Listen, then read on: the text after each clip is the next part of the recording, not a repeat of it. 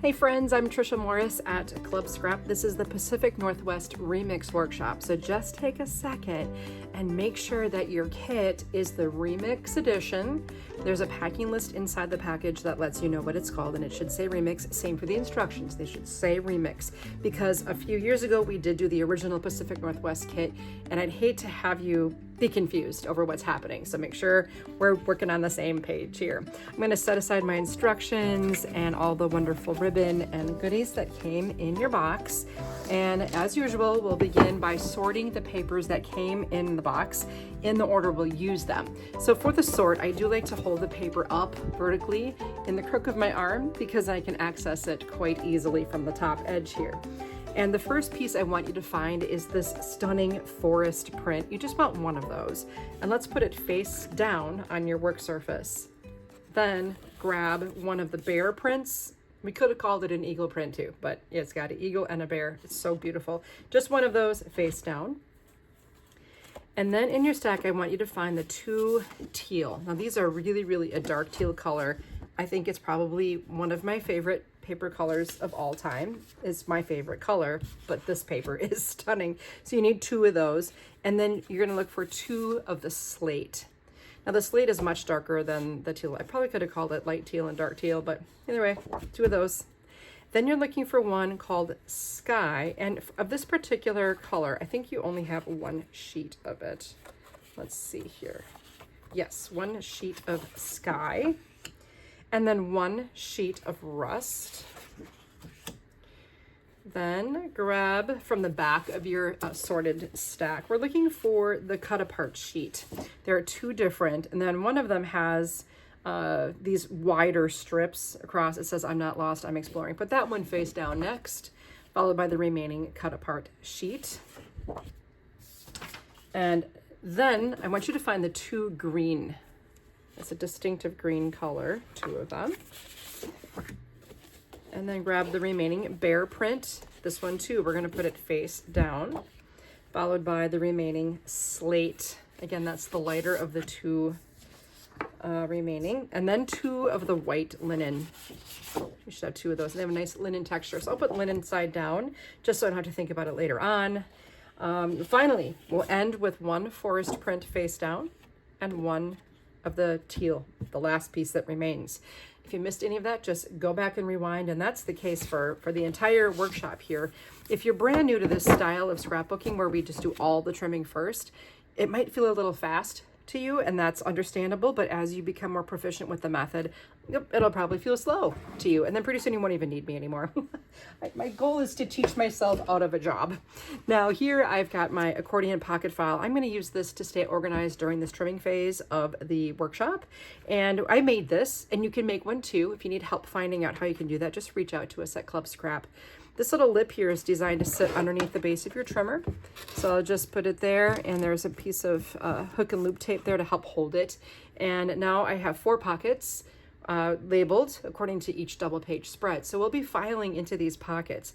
Now, if you don't have this, it's okay. Just make 4 piles, label them 1 and 2, 3 and 4, 5 and 6, and 7 and 8, so that the pieces don't get all jumbled up and then we got a real mess to work out to try to figure out what goes where.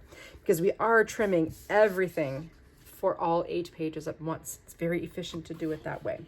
Now go ahead and place this forest print into your trimmer so that the top of the tree line is on the left edge. So it's sideways, right? The lightest color is at the top and the darkest is on the right. Unlock and lift your trimming blade, and then let's find 8.5 inches. So here we go. Here's 8. I'm looking at inches. Make sure you're not looking at centimeters. That's way over here. 8. And then to find a half, I have to go left 2 columns on the trimmer base. I love that we have the columns here. It makes it quick and easy to recognize. So 8.5. Stabilize on the clear bar. Give her a slice. Then, we're going all the way down to 7. Just taking out something from the middle there. And then finally 3.5. So 3, go left 2 columns. Stabilize on the clear bar. And there you go. Notice I allowed the paper to just stack up to the right. I didn't move anything as we were trimming. And I'm going to assume that you're going to do it that way too. That way we all know where everything is, even though I'm not there with you. Okay, so this piece in the base of the trimmer here, that goes in pocket 7 and 8. And when you place it in a pocket, it's kind of wide. So the pocket's the same width as the paper. So this is how I do mine. I have it kind of leaning out so I can still see the labels on the pocket. Next up, I'm going to grab this middle section. This is so pretty. I'm going to put that in pocket 5 and 6. And then there's the really skinny piece. That too goes in 7 and 8 with a friend. And then this last darkest area, that's going to go in pocket 1 and 2. And that's it for that print. Obviously, no scraps here to speak of. And now I'm moving on to the bear print, or the eagle print, whatever you want to call it. And it'll place in the trimmer right side up this time. And let's cut it 7 1/4. And then 4 1/4. So we preserve the word nature and the eagle here. That's going to go in 3 and 4. This middle section, we're going to trim it. So I'm going to turn it so it's horizontal. And let's cut at 11, 8 1/4, 5 1/2, 2 3/4. Again, if I'm going too fast, you can adjust your playback speed in your YouTube settings to like 0.75 or something a little slower so you can keep up. All 4 of the rectangles that you made that are the same, those go in pocket 1 and 2. Then you might think this is a scrap, but oh no, not me. This is also going to go in pocket 1 and 2. And the last strip that says fresh air, that gets placed in 3 and 4. Again, at an angle, don't try to jam it into the pocket. Now we're moving on to the teal. Let's trim this into a bunch of little strips at first. So we're going to cut at 11 3/4. It's a very large number, and as a result, we get a little tiny piece. Then slide way far down to 11 1/2. It's just a 1 column over. And then 11 1/4, 1 column over. Okay, now we're gonna make a big move to 10. I know it's huge. 8 3/4. Still not moving very far, are we? And 6 1/4. Notice that I never skip the stabilization bar, okay? I always make sure you're stabilizing while you trim. Now rotate the teal so it's horizontal. Trim at 11 3/4, 8 1/2, 4 1/4. You just made 2 pieces that are the same, and then one other piece that's a little bit more narrow. All of them go in 7 and 8. And I'm sorry to tell you, this is a scrap. So you can do with it as you wish. And now I'm going to pick up this next strip. This is 2 1/2 by 12. We'll trim it at 10, 7 1/2, 5, 2 1/2. The piece that you ended with, place that in pocket 1 and 2. Then grab 2 more squares. Are they square? Yeah. We're going to place those in pocket 5 and 6. You have another one, another square, and then this one that's not quite square. Both of these go in 7 and 8. The next 2 strips that are wider, plus 2 strips that are skinny, all 4 of these pieces go in pocket 3 and 4. And then you have this little guy for 5 and 6. Okay. Now we're on our next sheet of teal, and we'll once again trim at 11 3/4. And then go all the way down to 6. Rotate the 6 by 12, and we'll cut at 8 and 4. Gather, well, let's see, the one that's in your trimmer base, just one of them goes in pocket 1 and 2. And the other 2 that remain go in 3 and 4. Now we have this piece. This one is 5 3/4 by 12. We'll trim at 11 1/4, 7 1/2, 3 3/4. All right. All 3 of these should be the same size if everything went according to my plan, and they're going to go in pocket 5 and 6. Now, there is this little piece that fell. believe it or not, we are going to trim it, and I'm not even kidding, at 2 3/4. Now for a piece this small, I bring it down, so I don't rest it up against the guide up here because I can't really see very well where the inch mark is. So I'm going to go down to just below where the inches are marked, and then I'm going to go to 2 3/4 like this. So the top edge of my paper is resting against that measurement line. And this goes in pocket 1 and 2, the one that was in the base, and then the one that fell, that is a scrap. Finally, this last little skinny guy, 5 and 6. Shifting along to our slate. We're gonna routine here at 11 3/4. Then 10 3/4. 8 1/2. 4 1/4. All right, now if you're using a good quality trimmer like this, you can pick up both of these pieces that we just created. They should be the same size. Rotate them so they're horizontal and trim them in half at 6. 2 of them go in pocket 3 and 4, and the other 2 go in 7 and 8. And you have a strip here. This is 2 1/4 by 12. We'll trim it at 11 1/2. 9 3/4, 6 1/2, 3 1/4. All right, the piece that landed in your trimmer base, the last piece, that one is pocket 1 and 2. The next one is 5 and 6. Then you have a larger rectangle and a smaller rectangle. Both of these go in 7 and 8. And I know, it's very sad, but he is a scrap. The last 2 strips, one's wide, one's little. They both go in 7 and 8. The next sheet of slate, let's go 10 1/2, 6 1/4. This is a real classic one here. I do this all the time. Rotate the 6 1/4 so it's horizontal. Cut at 8 1/2. And 4 1/4. This gives you 2 pieces the same for pocket 5 and 6. Now the piece that fell off the end, we're going to trim it at 3 3/4. So 3 3/4. The larger piece goes in pocket 1 and 2, and the smaller rectangle, pocket 3 and 4. Pick up the next strip. This is 4 1/4 right now. We'll trim it at 6 1/4. That makes a nice photo mat for us. So the one that is in your trimmer, that goes in 1 and 2. The one that fell, 5 and 6. Finally, you have this wider strip for pocket 3 and 4. Moving on to sky. This is going to be your favorite piece we've trimmed so far. We're going to go at 6. Then stack the 2 equal-sized pieces on top of each other. Rotate so they're horizontal, and we'll cut at 8 and 4. So we just made 6 pieces the same. 2 of them go in pocket 1 and 2. 2 of them in 5 and 6. And the remaining 2 go in 7 and 8. How easy was that? This is the last sheet of plain paper before we move on to our cut-aparts, so we're almost there. Hang in there with me. We'll go at 10 1/2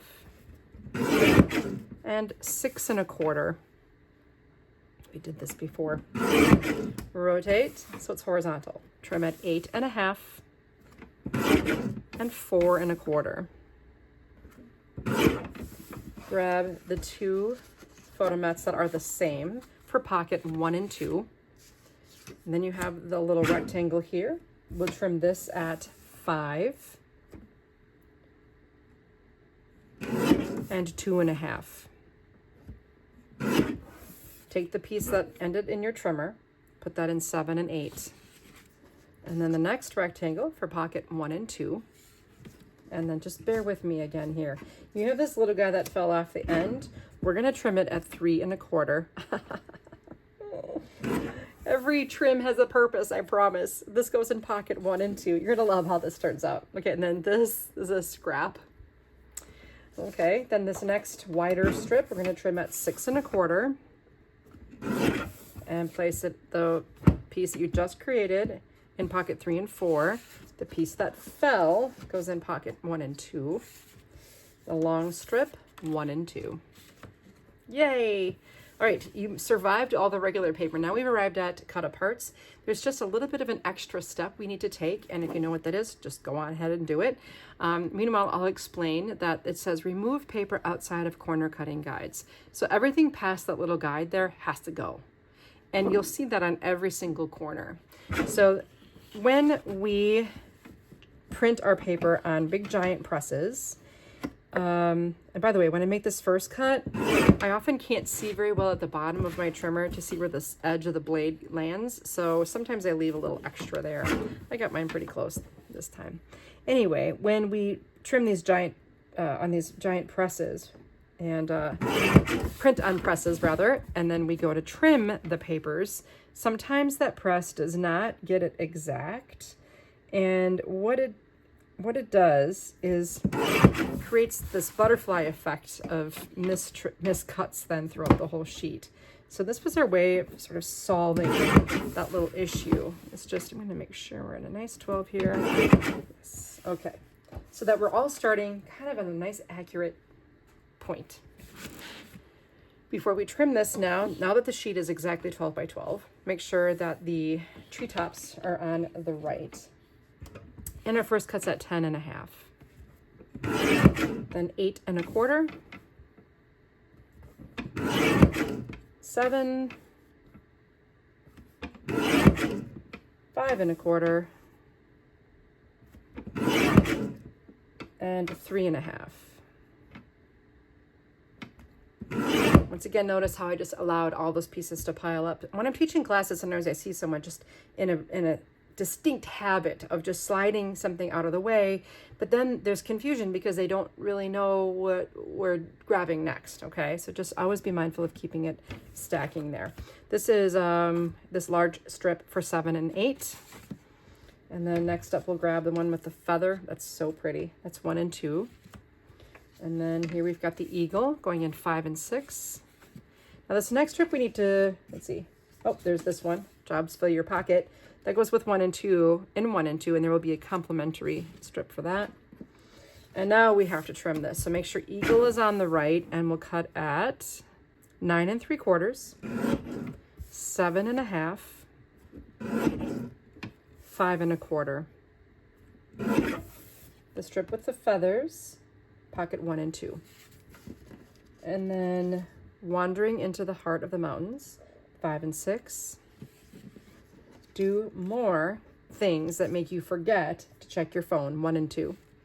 And the eagle goes in 7 and 8. Finally, the strip of trees, 5 and 6. And we're on to the second sheet. So what I was saying is sometimes I go a little, I'll show you, go a little shy of the line on my first cut. And then I'll rotate, because now this time I can actually see how the paper lines up with the blade at both the top and the bottom edge of the paper. And if you have this trimmer right in front of you, you'll know exactly what I'm talking about. Once you make your third rotation, you should be able to look left at the 12 and then line it up with your lines, with your guidelines. It works for me pretty well. Just thought I would share that with you. Get rid of all these little strippies. And now we're going to make sure that this blue strip is on the right. Come to the woods, for here is rest. Let's see, our first cut is at 11, 10, 9 and a quarter, 7, and 4. Now rotate. And we'll just trim this in half at 6. And this larger piece goes in pocket 3 and 4. Now here we have some critters. Let's see. Let's separate this cute little hare from the lower right corner. He's going to go in 7 and 8. Then if you just want to separate these real loosely, you can do some fussy cutting on them later, but all 3 of them go in pocket 3 and 4. Next, we have these journaling prompts and then the larger image. So make sure the journaling prompts are on the right when you trim at 10, 8, and 6. The human spirit, that goes in 7 and 8. The prompt with the arrows, 5 and 6. The feather that is vertical, 1 and 2. And the feather that is horizontal, 7 and 8. One more strip to cut. Make sure the bear is on the right when we cut at 9 3/4, 6 1/2, 3 1/4. This one with the wolf goes in 3 and 4. The feathers, 1 and 2. The tree, 7 and 8. And the bear, 5 and 6. He's such a cool bear. All right, now we have some strips. Grow a wild hair, that's 7 and 8. We've got some arrows for 3 and 4. And then we have the come to the woods for 3 and 4 as well. Okay, I know that was a lot of trimming and sorting and filing, but honestly, we can now just enjoy the process of assembling these pages. I'll get rid of my trimmer and support my accordion pocket file because the trimmer is what was holding it up. I'm going to set that aside, grab the remaining stack of paper that we've sorted already, the whole stack, just remove the top sheet and slide it to the right. So now I've got the base for layout 7 on my left and 8 on my right. Now I know I said 7 and 8. I said that on purpose because we're going to assemble these from back to front so that when we glue everything down, we'll go front to back. And I just want to show you, I'm very proud of this here.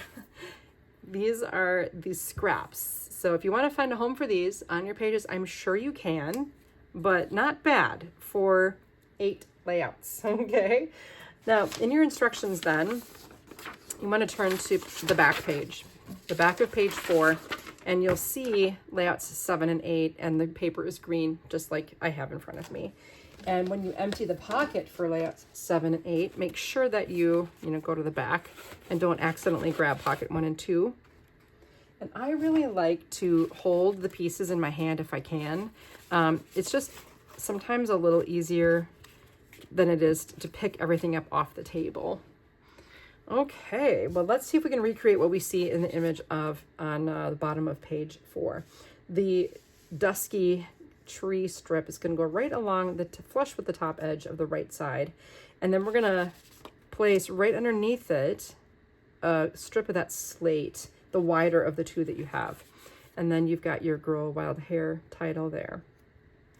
Now there are 2 slate colored mats. Those can be placed at an angle, and then you're going to find a skinnier wedge of the teal, and there should be a cut apart with that hair, the human spirit cut apart, and that should nest right on there perfectly. Let's see, I have 2 more dark teal mats. Those can go horizontally right here, so I like to balance things out, vertical, horizontal, and then nest it with this guy. All right, now we have this larger piece. It's going to go to the left of that, and I'm just going to put this little paper ribbon directly next to it just to add a little bit of that slate color to the other side of the layout. Oh, I forgot my little trees. That goes under all of this, by the way, right here. Do you see how we recreate a rectangle around these photo mats? Just frame them in really nicely. Okay, now grab one of those craft colored envelopes. It kind of goes here, fills in the space nicely. And then there's this, let's see, the piece with the tree. My favorite thing is to go where I've never been. Nest it onto that rust color, and we're just gonna have this peeking out of the envelope. So we're not really doing anything practical with the envelope, we're just using it as a really good looking embellishment. I like it already. Then the hair. You can take scissors and just trim around this, and that's gonna go, oh, it's gonna sit. Here, I'll quick do this. I might fast forward myself, but I'll quick take him out of this to show you.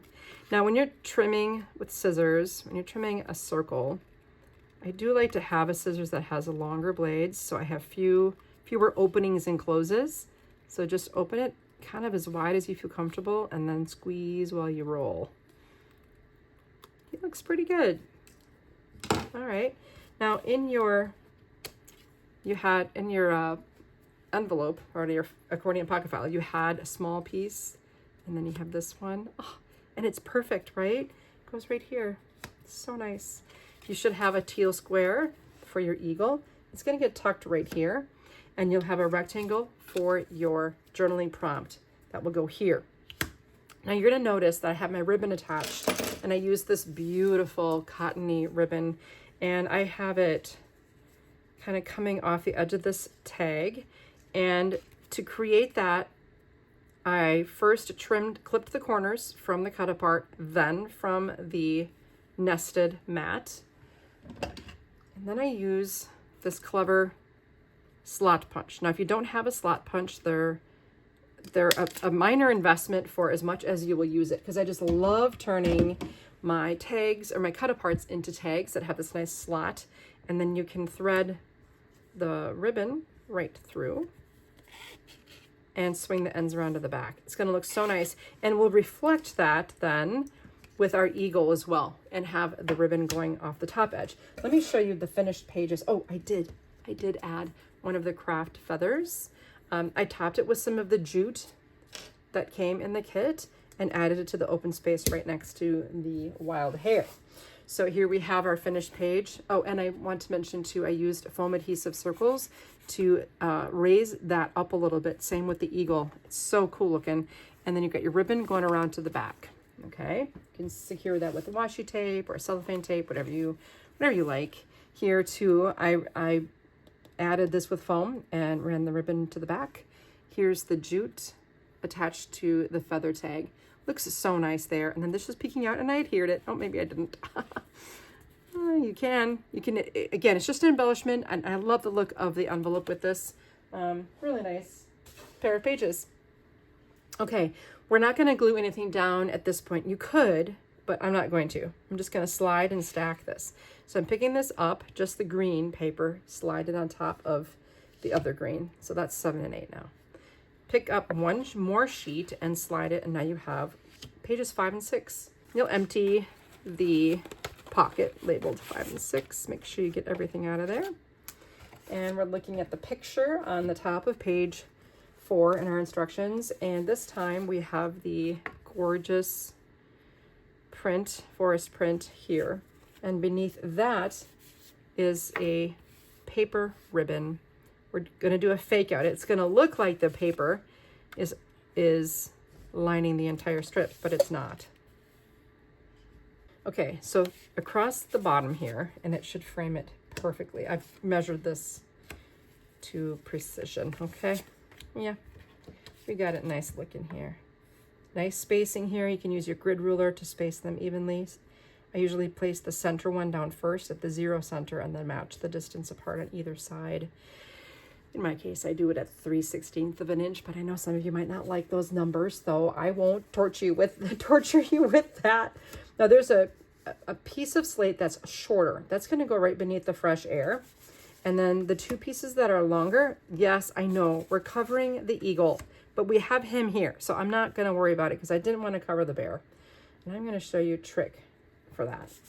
This is going to go here. Don't worry about covering the bear. I'm going to fix that, or rather show you how I fixed it.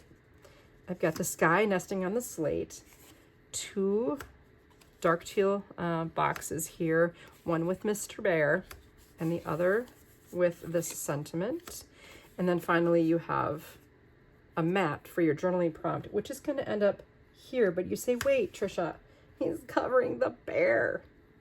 Well, I'll show you a couple of tricks. You're going to love this. If you feel comfortable with using a craft knife, kind of like this, and let me advise you that when I use my craft knife with a cutting mat, I don't use it with an overhand grip. I hold it like a pencil because it gives me a little bit more detail. Now, I know a lot of people have trouble using a craft knife, so if that's you, don't feel any undue pressure. But perhaps if you're willing to continue to work at it, always just make sure that you have a sharp blade. Like if it hasn't been changed, if you use it regularly and don't change it ever, it's not going to make a nice clean cut. So the sharper the blade, the cleaner and easier the cut will be. Just be careful. Now here's what I did. I placed this piece here and marked with a pencil right along the edge of the bear's arm, kind of where this strip came in contact with the edge. And then I just made a slot that matched the width of the strip so that I could run the strip across the back of the paper, thus keeping the bear's paw in the foreground. And I did the same thing. So I positioned the nested tag where I wanted it to be, marked it, and then I removed the tag, right? And then I cut with my craft knife along the bear's face from mark to mark. That way I could slide this behind, okay? So it's just a little bit of extra effort. It looks so cool. But again, craft knife skills are kind of a must for this. And if you're discouraged with your craft knife skills, practice will help, I promise. Okay, on this page, not a whole lot of extra special stuff. I just mounted these with foam adhesive. I took a piece of this ribbon, folded it in half, and stapled it to the top.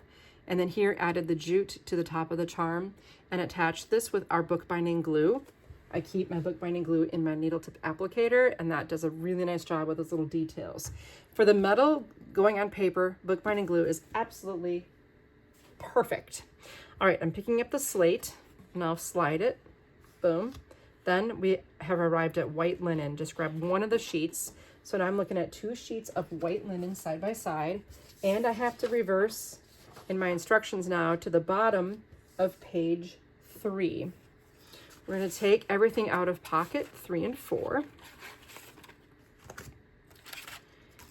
and gather it up in my hand so I can deal it properly. Looks like Mr. Bear now. Because I trimmed him out, it's nice I can add variety to my set of pages by moving what was on the right side of a layout, Mr. Bear was over here on the previous page, to the left side of the layout by trimming the paper into sections. And then I've got eagle on the right. Now just below the fresh air, I'm going to add this teal colored strip along with my page title from the Cutaparts. Come to the woods, for here is rest. Now we have 2 teal mats that's going to fit rightly in there. Grab an envelope. And that's going to go right. I have the kind of in this spot. Now I'm just going to move over to the other side for a sec. Oh, I forgot. I'm always forgetting something. A strip. I have transitioning our color here from the print to the white. There. That should have been the first thing I added. Sorry about that. And then we do have another one of those little strips for the right side. Balance that out. Okay. Now when I'm adhering my strips, here's a tip. I like to put the large piece down. I do not put glue or adhesive on the strip. I take the tip of my needle tip applicator and I squeeze while guiding it along the edge of the paper. So the paper is actually guiding my tip. And then with the glue on the paper, I bring the paper to it and boom, it's perfect. Okay, perfect every time. Always looks really good. We have a rust photo mat here that's going to be nested with this, and I brought in, again, bookbinding glue will hold the charm in place. I added some ribbon to the bottom portion and then finished with the round elk. Now across the bottom, I've got another, I think I used, I forgot this guy. I will go back to him. One teal right below nature. So there's your nature. And then these are pretty overlapped, but when I'm using adhesive, I just make sure not to have adhesive where the photo needs to slide under. Okay, this piece I too forgot to add him behind here. Okay, so that's why we don't glue things down right away. There is no app for this. It's gonna tuck right in there. I just kind of have him in, but sort of not, you know, like about that far. It looks so good. I wrapped him with some jute and then added the wolf charm, of course, makes sense to go there. Finished with the moose on this side and where's this the moose? This was a moose. This is an elk, I think. I don't always know my animals. I must have failed that part of biology. Let's see, am I missing anything? Let's go over the finished pages. I think I've got it. Again, I mentioned the ribbon. The rust ribbon really ties in that color beautifully, even though we had one sheet of it in the collection. And this is mounted with foam adhesive. Here you got my bookbinding glue, doing a great job there. And again, foam adhesive here on the moose. Mr. Moose. Okay, over on this side, again, nice, everything's nice and level. I used my grid ruler. I did my little trick with the tip of the needle tip to add the narrow strip. Here I just did multiple wraps with the jute, tied a bow onto this and added it. So it's two separate pieces, the wrap and then the bow, two separate. Okie doke. Let's move on now by sliding this down over. And then one more slide gives us our base for layouts 1 and 2. I'll empty the pockets.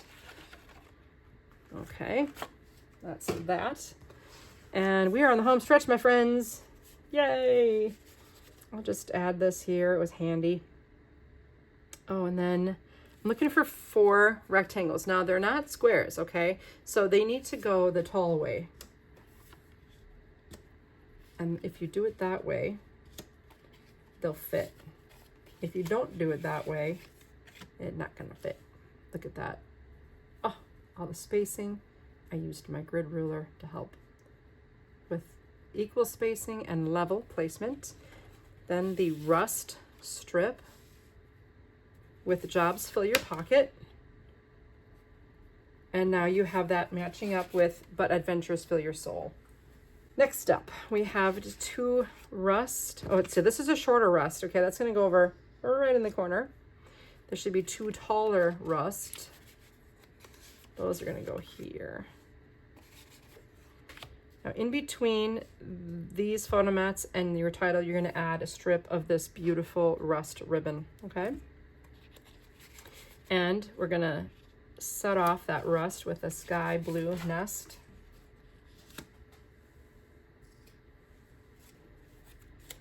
Now, over here, we're going to start it with slate, horizontal, nested with teal. And that does a nice job of bringing the color of the teal base over to this side of the layout. Take your final pocket, and we have this larger piece. It's going to sit, I think it's horizontally. No, it might be vertical. I think this is might be lower. I think I had it vertical. Yes, there we go. Kind of had it a little bit tucked behind there. I don't know why I liked it. Now here's this cool thing. You have this little rectangle of rust. You have a little rectangle of print and a little rectangle of teal, and that all fits right there. And the arrow charm sits on top of it. Ha! That was me rescuing paper from scrapland. Let's see, this goes over here. And did I forget? Oh, I did. I am so sorry. It's been a day or 2 since I've made these layouts and I totally forgot. But this is what sets our spacing for this too. Just a little background there. So nice. Okay, my apologies. The feathers. This graphic nests in with some rust, and then you can do the partial tuck like we've been doing. And you've got a square here nesting with the teal. Do more things that make you forget to check your phone. And you've got a nesting tag for down over here. And you will add a set of 3 tags here, and or feathers. And where did this other one go? I think maybe I just mentioned it. It goes somewhere, okay? Let me look. Oh, this one goes on 7 and 8. So you know what I can do? I can go all the way down to 7 and pop it right where it goes. That's why I like to do this little stacking method, because you know, if you forget something, you can go back and, you know, change it. Like this too, I forgot to put the charm on layout 5 and 6, so I can bring it there as well. It goes right here. Okay, so that's kind of why we do that stack. Then you can come in with your favorite adhesive. Mine is my ATG. I absolutely love this. So if you're still just using the little easy runners or little runners, I like the easy runners, but like, you know, those inexpensive tape runners, you go through them so fast and they don't always adhere beautifully.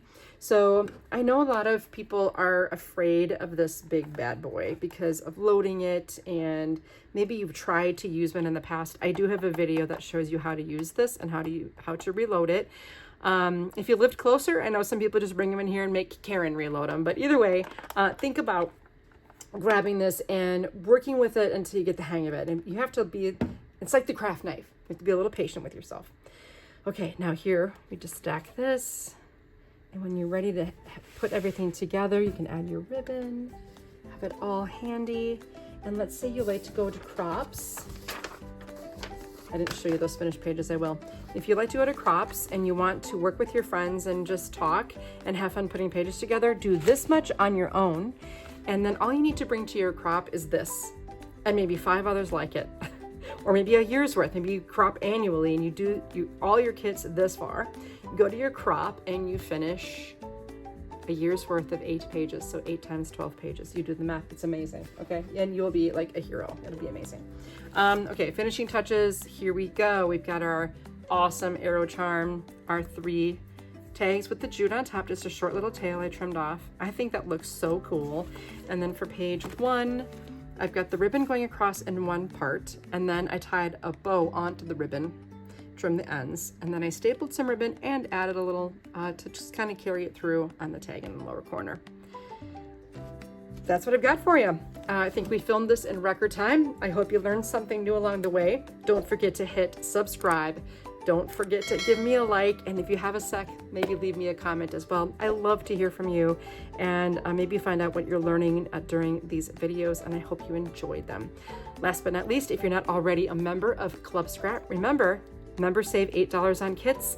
We'd love to have you give us a try. I look forward to seeing you in another workshop soon. Thanks for joining me.